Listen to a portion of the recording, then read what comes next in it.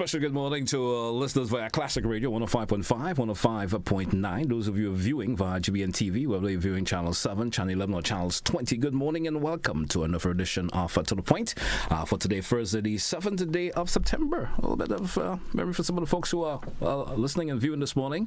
I guess most of you are remembering what it was like a couple of years ago. I can't give you the amount of years right now, but folks remember Hurricane Ivan a couple of years ago. And today, of course, a lot of folks are talking about. On my way to work, had a conversation with someone speaking about that. Anyway, folks, I'm your host, GT. I'll be with you for the next 57 minutes or so. And today, as usual, on Thursdays, we do entertain departments within the Royal Grenadier Police Force. And today, we do have with us this morning the Detective Corporal, that's Kimber Coutain with us this morning. And we also have Ms. Plenty representing, of course, the Child Protection Authority. And our conversation this morning will be preventing offenses against minors. Pretty interesting conversation we'll be having this morning. And of course, you, the viewers and listeners of have the opportunity to chime in also. You probably have a question or two in the midst of our conversation that you would like to ask. Feel free to do so, and I will tell you the appropriate time when we do that. Let me say good morning to my guests and ask how they're doing. Good morning to both of you. As I said, ladies first, good morning to you. Hi, good morning. Good morning. And good morning to the listening public and to those online. Thank you for joining us this morning, and we look forward to a healthy and fruitful discussion. Good. I got to put you on the spot. Why you stay so far away from us? Right? Anyway, good morning. Morning, Mr. Detective Corporal Coutain. Good morning to you, and welcome back once again on To The Point. Yes, good morning to you, GT, and obviously the listening public. Joined with my colleague here. Trust that our discussion today will be very informative, fruitful. All right. I always like to ask for a bit of an opening comment this morning. Preventing offenses against minors. Who would like to open the batting this morning in terms of how we're going to go through the process of our conversation this morning? Preventing offenses against minors. Who's going to take the lead on that this morning? Well, what I would say is that it's a concern, it's a growing issue. It's one that our nation need to buy into and understand that as a society, we are jointly responsible for protecting our minors and seeing to it that they are not victims. They have their life to live. Let's make sure that they enjoy their childhood in a way it ought to be, enjoyed. All right. From a Child Protection Authority point of view, preventing offenses against minors, Ms. Plenty, what would you like to kick off with in terms of a bit of just an open comment for viewers and listeners this morning? Okay. Our greatest hope, because most of the times we hear how we respond. So we really like to put it out there that it's important to be proactive. We don't wait until someone is placed in a vulnerable position and then we call child protection or we call the police, but we want to educate persons and let them know these are the signs to look for. What are the safety methods and mechanisms that you can put in place to ensure that your children and the children that your family is exposed to are safe. All right. Now, my question to kick the conversation off this morning: prevalent offenses committed against minors. We always hear about the common ones that happen to minors. I guess most of us will know about it. But what are some of those prevalent offenses that we could speak about this morning that are committed against minors? Well, I'll take this one. The topic today, as you said, right? Preventing offenses against minors. And I like the idea of definitions according to law that a minor is in fact anyone who's under the age of 18. Yeah. Right? And now, you see, offenses that we have always seen will never end, really. But our responsibility is to identify it and make person hard targets to prevent them. And in respect to offenses, there are many offenses, and I'll speak from the office which I represent, which is the Special Victims Unit. Right, we deal with 3 categories of offenses, and they are sexual violence, we have domestic violence, and child abuse. All right. And all these are offenses that can be committed against minors. All right. Right, and we have seen many offenses that range from assault, common assault, indecent assault, sexual assaults, rape. Some offenses that we will speak on later on that comes from different sections of law in respect to social media and so forth. But the prevalent offense that we have been seeing lately is that of sexual intercourse with a female person between the age of 13 and 16. Yeah. And importantly to note that these victims are mostly females and the perpetrators are males. All right. When you say the perpetrators are mostly females or males, I mean, let's talk about the offenses in particular that are committed against them. We expect, of course, sexual offenses may be the dominant factor, the dominant offense, I would say, in most of the times that are committed. And raise a comparison for me in terms of how these offenses. The comparison? Yeah. From what angle? Let's say, in relation to age range. Age range? Yes. Well, it's give and take, really, because we have seen just roughly half the amount offenders being the adult and just among the equivalent amount to that of younger offenders. And this is something we have to be mindful of, that we are seeing a lot of juvenile offenders of sexual violence against female victims. All right. So that calls for concern. You say younger offenders. We are seeing that. When you say younger, could you give us? When we say younger offender, we're talking about those under the age of 18. Under the age of 18. Yeah, so we're minors against minors. Okay. Yeah. So, and that shows there have been some perhaps a sexual heightened activity in these groups, these juvenile groups, and we are wondering what is causing that. Is it because of the exposure to the internet? Is it because of their peers or lack of parental guidance and so forth? So this is now our aim here now is to create that awareness, and so we can combat this issue of minors being victims and both being perpetrators of sexual violence. All right. Because it's kind of startled me to hear they say that because as a nation, you always hear the offenses of that nature are committed mostly by adults. You would hear that a majority of the time. But as we say in layman terms, a big man do this thing. Yeah, understand. I mean, to hear now that an individual of a young age minor, as you would call it, or a younger individual committed offense, it's kind of worrisome. Isn't it worrisome for the special victims unit? It is. Any offense for the matter. I mean, any offense it is, but right? when you hear it from the age range that you speak of, yes, Well, as I stated a while ago, what we observe, right, is that a lot of persons who are minors, under the age of 18, they have that access to these explicit contents, and based on interaction, we will understand that they would be able to view certain contents and they themselves want to experience or maybe venture out in these kind of contents. With a role play. Yes. So we want to allow persons now to understand that we have to be careful what we do and what we expose our children to, or allow them to have access or expose themselves to. All right. Now, where does the Child Protection Authority fits in here? Okay, well, we fit in very, very largely there because with Child Protection Authority, as the word in itself says, child protection. So we deal with the care and protection of the nation's children. Now, while whenever it is that we get a report, we will have to act on it. So there are many reports that will come in. Some the reporters are disclosed, some they're not, based on the nature of that report.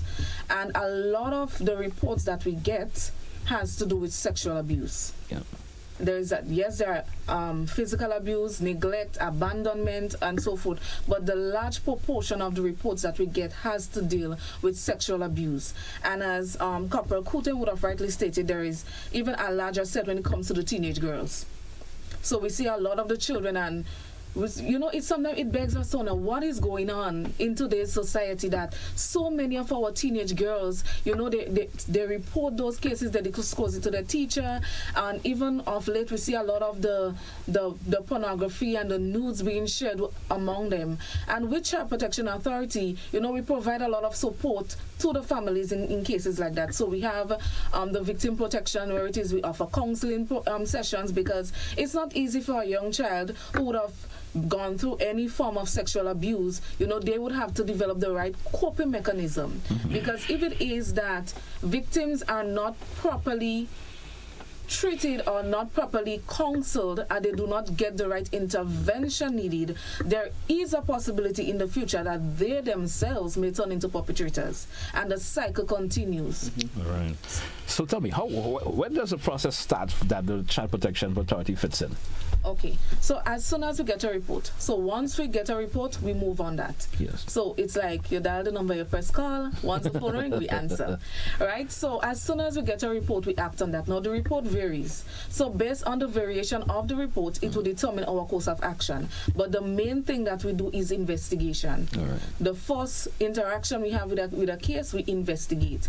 Because sometimes the report comes in, it has very vague information, but despite how much information and details that are in that report, we would still need to get a wider understanding or more in-depth understanding of what exactly is the situation and what is at hand. And that would include, first and foremost, in engaging the child, engaging the different parties involved, and the results of that would determine the outcome of the report, of the investigation, and where we go from there. All right. And I'm assuming also most time the special victims unit get into definitely. I'm not sure if we tied with each other, but we work very, very closely. There are many times it is that we get reports with the sexual abuse, of course, because Child Protection Authority does not just wake up one day and say, let's do something. We are guided by laws, the Child Protection and Adoption Act of 2010. Okay. So that is basically the Bible of Child Protection Authority. That is what we go by. That's our manual as to how we operate and go about dealing with different cases and situations. So whenever it is that we get cases of sexual abuse and physical abuse, whatever the nature, we liaise with Special Victims Unit, where it is that statements are retrieved, or we determine our best plan of action moving forward. All right. Now tell me, still keep it with the Child Protection Authority. Procedures, well, we just talked about a bit about that, how you fit in. But the procedure when the Child Protection, should I say, when children are violated and so forth, you know, how does the Child Protection Authority deal with that? Okay. So when children are abused, and they're placed in vulnerable situation, we would assess the situation. Some children, they're abused at home, they're abused at school. Sometimes it's by a known party, sometimes it's a family, family friends, family members, it can be a stranger. So we first assess the situation to ensure that the child's primary place of care, which is their home, that it's a safe environment. Once we rule that that is a safe environment and that the child has strong support system in that environment, then we continue to walk along with the family from there. However, there are cases where it is that the child's safe haven is not as safe for that child, and it would hinder the adequate care and protection that that child need. As a result, we would have to remove that child. But we don't just remove children. But how is that determined anyway? How is that determined? Yeah. Okay, if the child is at immediate risk and danger. So there are times, let's give an example that a 10-year-old comes in, the case is sexual abuse. She reports that the offender is her uncle, a brother, a family member, and that person lives in the home. Now, we would have dialogue with the family. Is it that the perpetrator is leaving? Once the perpetrator is removed from the home, then, okay, the child is not at so much immediate danger. But then there are times that the family members don't believe that child, and they say that the child is lying. So then if it is that the child would have taken so much effort and trust to disclose that this is what would have happened to me, this is the way that I was violated, this is how I feel, and then that child don't get the support from her family and friends, how can we as child protection officers go and sleep at night knowing that we leave that child in an environment where it is that she is blamed and chastised for what was done to her? So then we contact different family members that will be willing to assist. That's called under the kinship care. Okay. So different family members, or we ask the family, we give them the opportunity, seeing that you are unable to provide that safer environment. Do you know of any family member that is willing to provide that environment? And if that is not the case, then we go into the foster care system, where it is that we have registered and vetted foster carers who would then care for the children on behalf of the state, or we place them in residential facilities, which are state-owned child care facilities, or commonly we just call it children home. So these are basically what we do, but we don't just remove children like that. Once you see a removal take place, tell yourself, as they say, the water is above the head. All right. It's really bad situations. What are some of the serious processes that would lead towards removal? Child endangerment. And that is what rules out. Our sole focus is ensuring that the children are properly adequately cared for. So once it is that the child is at risk in any way, physically, sexually, emotionally, psychologically, once that child is at risk, we have to ensure that we remove that child from that environment. And I guess proper vetting and all that will take place in the investigative process. So as the police is usually right there in most of the cases as well. So that's leads to my next question. The process of resistance from families in terms of that. How is that process actually dealt with? Well, I guess the police would come in there at some point.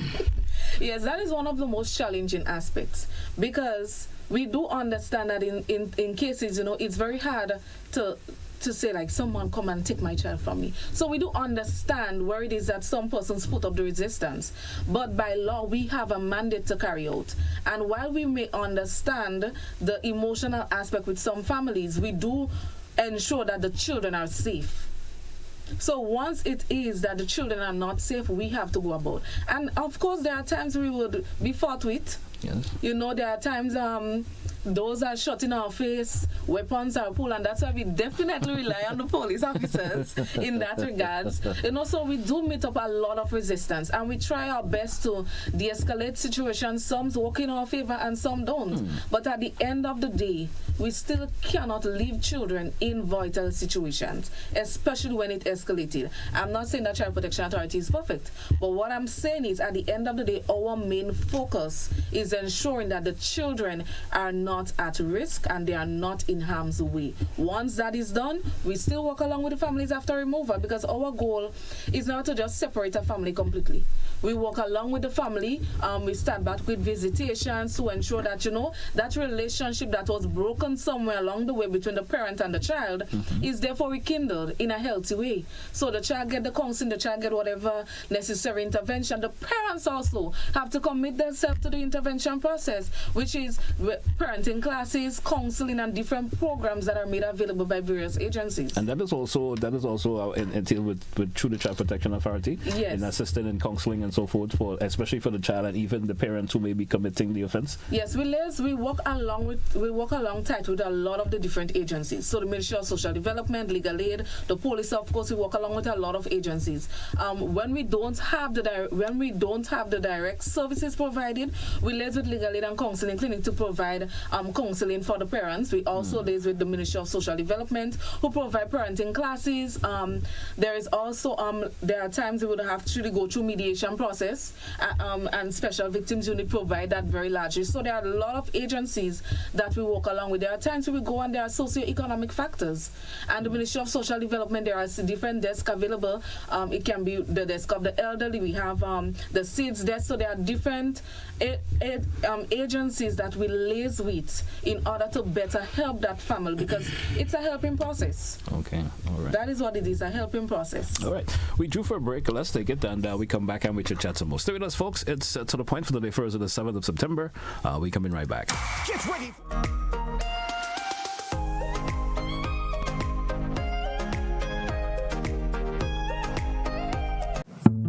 You came and found it clean. You frolicked in it, you thrived on it. And no matter what flag or latitude, our economies depend on it. Yet look at you, out the window. Mindlessly tossed, carelessly dumped, anywhere. Think it just evaporates because you don't see it? Rivers, Gutters, Dump sites. our blue waters unite.